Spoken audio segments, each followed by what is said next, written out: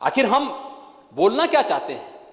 और उत्तर प्रदेश ने तो, अमेठी की जनता ने तो आपको बहुत बार मौका दिया। आपके पास इटली जाने का समय है, लेकिन अमेठी आने का समय नहीं था। क्यों जनता चुनेगी आपको? जब जांच किया तो बस जिसमें लिखा था बस, मैंने जांच कराया तो पता लगा वो स्कूटर है। डबल डेकर बस लिखा है, पता लगा कि जब जांच कराए तो पता लगा वो तो 3 व्हीलर है। कुछ लोगों को भारत की प्रगति बहुत अच्छी नहीं लगती। मैं एक राष्ट्रीय पार्टी के एक नेता का एक वक्तव्य सुन रहा था। उत्तर प्रदेश ने उनको कई बार सांसद बनाया। आज जो जाकर के उत्तर प्रदेश के लोगों की खिल्ली उड़ा रहे हैं केरल में जाकर के, बांटने का कार्य कर रहे हैं। और किससे? अमेरिकन छात्रों से बातचीत करते हुए। वो इससे पहले भी कर चुके हैं। या तो आदत ही ऐसी है, या फिर या फिर या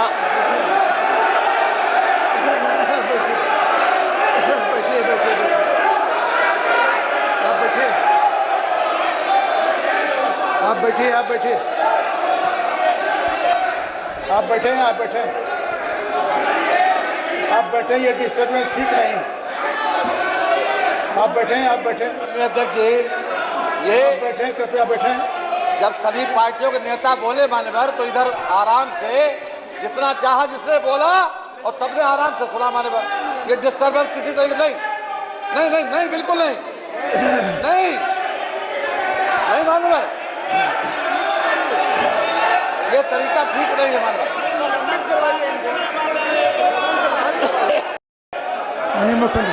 अध्यक्ष जी, आप बैठे। मैंने किसी का नाम तो नहीं लिया, मैंने नाम तो नहीं लिया किसी का, लेकिन फिर ये कहावत चरितार्थ हो गई कि चोर की दाढ़ी में तिनका। साबित हो गया ना। उत्तर प्रदेश के लोगों को और अमेठी के लोगों को कौन लोग अपमानित कर रहे हैं, कैसी तस्वीर प्रस्तुत की जा रही है, क्या कहा जाता है। यानी आप आश्चर्य करेंगे कि उत्तर प्रदेश के बारे में हमने तो कभी नहीं कहा किसी के बारे में। हम तो केरल को सनातन आस्था की केंद्र भूमि मानते हैं। अभी मैं 3 दिन पहले ही केरल गया था। मैंने उस धरती को नमन किया था। आदि शंकराचार्य, भारत की सनातन परंपरा में आदि शंकराचार्य केरल में ही जन्मे थे। देश के 4 कोनों में उन्होंने 4 पीठों की स्थापना की थी। भारत की सांस्कृतिक एकता का संदेश आज से सैकड़ों वर्ष पहले आदि शंकराचार्य ने इन 4 पीठों के माध्यम से दे दिया था। क्या करना चाहती है कांग्रेस पार्टी? ये विभाजनकारी राजनीति। आप कभी अमेरिकी राजदूत के सामने भारत की निंदा करते हैं, भारत के अंदर कहते हैं भारत के संगठनों से कि हमें लश्कर-ए-तोयबा और अन्य संगठनों से खतरा नहीं, हमें तो भारत के संगठनों से खतरा हो गया है, और आप जो है इस प्रकार की टिप्पणी कर रहे हैं। फिर यानी हमें आश्चर्य होता है, क्या है, कैसी राजनीति है, ये कैसे विभाजनकारी राजनीति है। और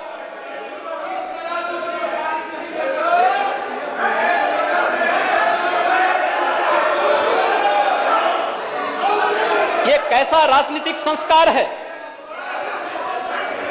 महोदय, ये कैसा राजनीतिक संस्कार है कि आप उत्तर प्रदेश में जब आएंगे तब मंदिर भी याद आने लगता है।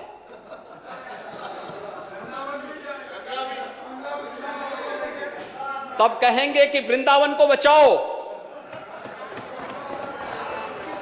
वृंदावन आप क्या बचाएंगे उसको? अरे वो तो भगवान कृष्ण की लीला भूमि है, वो सनातन भूमि है भाई।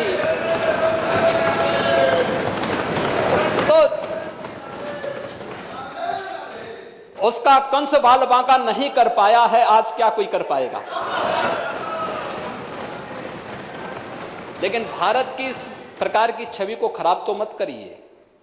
ये देश हमारा है, लेकिन भारत की छवि को इस रूप में प्रस्तुत करना, विदेशी राजदूतों के सामने भारत के संगठनों को कटघरे में खड़ा करना, भारत को अपमानित करना, जब सेना सीमा पर लड़ रही हो और दुश्मन देशों को मुंहतोड़ जवाब दे रही हो, तब सेना के जवानों को हतोत्साहित करना, ये कौन सी मानसिकता है? ये कौन सी मानसिकता है? और यही तो हम इसी पे तो आपत्ति करना चाहते हैं। और महोदय, यही मैं कहना चाहता हूं, यही मानसिकता है जिस मानसिकता ने हमेशा राष्ट्रीय सुरक्षा के सामने गंभीर संकट खड़ा किया है। आखिर हम बोलना क्या चाहते हैं? और उत्तर प्रदेश ने तो, अमेठी की जनता ने तो आपको बहुत बार मौका दिया। आपके पास इटली जाने का समय है, लेकिन अमेठी आने का समय नहीं था। क्यों जनता चुनेगी आपको? हम किसी को बाध्य नहीं कर सकते आप किसको वोट दें। तो ऐसे ऑफर मेरे पास पत्र आया कांग्रेस महासचिव का कि जो मजदूर आ रहे हैं, इन मजदूरों को लाने के लिए हम गाड़ी देना चाहते हैं। तो मैं खुश हुआ, मैंने कहा अच्छी बात है, लेकिन एक वाहन मैंने तो इस बात के लिए जांच करने के लिए लगाया कि वाहन, अब कोई कहेगा कि साहब आप राजस्थान से, जो दिल्ली से या राजस्थान से आप बस देंगे, तो मैंने कहा वहां नजदीक लगाएंगे, उनको मैं बिहार बॉर्डर पे लगा के क्या करूंगा? तो मैंने इसलिए जांच करवाने के लिए दिया। मैंने कहा ये देखो ये वाहन कहां के हैं, वहां नजदीक के सेंटर में उनकी जांच करा दी जाए, लगा दी जाए। जब जांच किया तो बस जिसमें लिखा था बस, मैंने जांच कराया तो पता लगा वो स्कूटर है।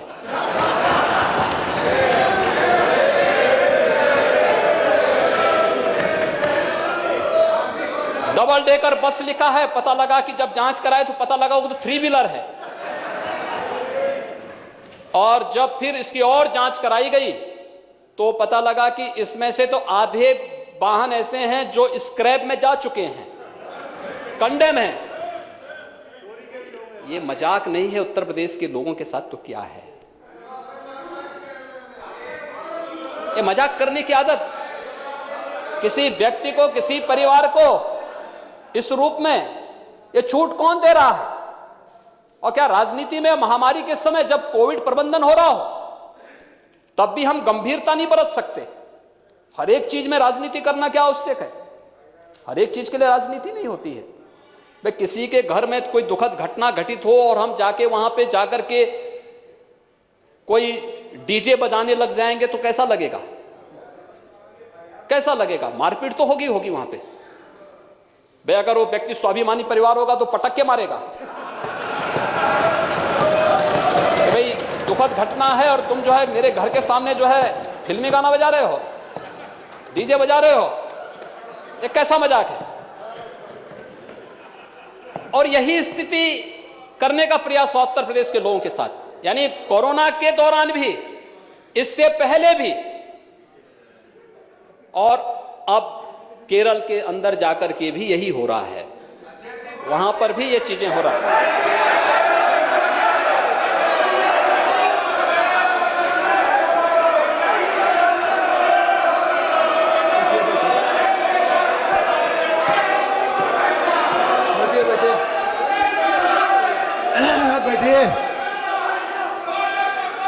बैठिए बैठिए बैठिए महोदय, मैं जानना चाहता हूं, कार्रवाई का भाग नहीं। अगर सचमुच कांग्रेस सरकार हमें बस देना चाहती थी राजस्थान की, तो कोटा में फंसे हुए 12,000 बच्चों के लिए उन्होंने बस क्यों नहीं उपलब्ध कराई? क्यों नहीं उपलब्ध कराई? उस समय असमर्थता क्यों व्यक्त कर दी गई? आप बैठे। और ये तो प्रमाणिक तथ्य हैं कि जो बस के नंबर दिए गए थे वो स्कूटर के नंबर थे, 3 व्हीलर के नंबर थे। और महोदय, इस प्रकार का भद्दा मजाक आपकी कोई कभी भी नहीं होना चाहिए। और ये महामारी के खिलाफ में रोड़े अटकाने जैसा था। और इसलिए मैं सदन के संज्ञान में इस बात को लाना चाहता हूं कि इन लोगों की जो प्रवृत्ति थी उसको देश ने भी देखा है, दुनिया ने भी देखा है।